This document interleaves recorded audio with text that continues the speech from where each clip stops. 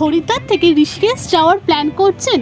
স্বল্প খরচে কিভাবে যাবেন তা জানতে কিন্তু আজকের এই ভিডিওটি। বন্ধুরা, হরিদ্বার থেকে ঋষিকেশ যাওয়ার জন্য হরিদ্বার স্টেশনের অপোজিটে হরিদ্বার বাস স্ট্যান্ড থেকে আপনারা ঋষিকেশ যাওয়ার বাস পেয়ে যাবেন। আমরা হরিদ্বার থেকে ঋষিকেশে গেছিলাম বাসে করে।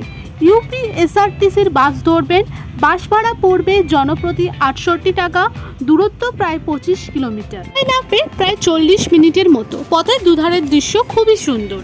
হরিদ্বার গভর্নমেন্ট থেকেও একটা বাস যায়, যার ভাড়া 55 টাকা করে পড়ে জনপ্রতি। ওটা একটু সময় লাগায় এবং অনেকটি পথ ঘুরে যায়। আপনারা ইউপি এসআরটিসির বাসই ধরার চেষ্টা করবেন, তাহলে খুব সহজেই খুব অল্প সময়ের মধ্যেই পৌঁছতে পারবেন।